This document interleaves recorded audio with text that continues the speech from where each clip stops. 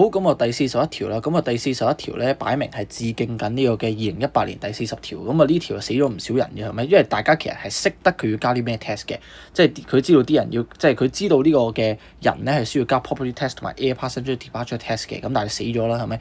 因為佢呢度咧睇漏咗眼，原來淨係問 direct test 啊 ，OK， 咁啊只有 property test 先係 direct test 嘅，咁呢條都係致敬緊㗎啦，因為佢今次就問 indirect test， 咁就要小心啲啦。咁第一你要揾到佢真係要加啲咩 tax 先啦 ，OK， 咁啊 earn 咗啲 profit， 佢戴晒頭盔嘅呢條考評局 ，OK， 佢講到明佢係 sole proprietor， 咁所以一定係佢俾個 profit tax 㗎啦，冇第二個人㗎啦 ，OK， 咁亦都唔係啲咩 limited company 係咪？佢係 unlimited liability 嘅係咪？咁所以一定係嗰個 owner 去交呢個 profit tax 㗎啦 ，OK， 咁所以呢個絕對啱嘅。咁啊亦都係咧要睇清楚佢係咪喺香港嘅呢間公司，因為我哋根據呢個 source principle 咧，只有喺香港賺嘅錢咧 ，OK 先至要交俾香港政府，咁佢的確係喺香港賺呢筆錢嘅，咁所以一係要嘅。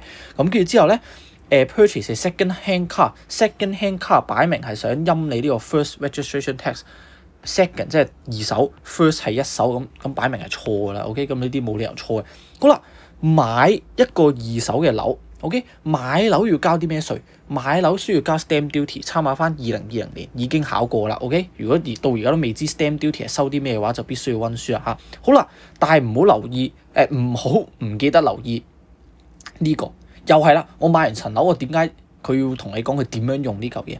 因為原來 for own use 咧係要交差餉嘅。OK， 咁又考咗一個新嘅嘢啦。OK， 咁但係呢啲即係唔應該唔識嘅，係咪？溫書應該要知嘅，就算未考過都好。rates OK， 差餉係自住嘅樓嘅業主需要俾嘅呢個稅嚟嘅。OK， 咁所以1、2、3啦，咁你想揀咯噃，冇啊，咁所以考評局又放水啦，係咪？你18年都陰咗班學生咧，點解到而家25年都即係？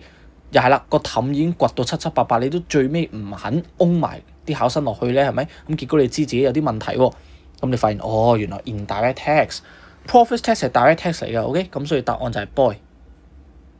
咁啊呢度都即係順便講一講 stamp duty 啦 ，OK， 咁啊即係其實你應該要溫書，應該要識㗎啦已經。不過呢度真係再講埋俾你聽，喂到埋口㗎啦 ，OK。stamp duty 幾時收？就係當你有一啲買賣 ，OK。of assets， 咩叫資產啊？黃金啦 ，shares and bonds 啦 ，OK， 買樓啦，呢啲全部都係資產嚟嘅。買賣呢啲咁就要俾呢個 stamp duty， 買同賣都要㗎嚇。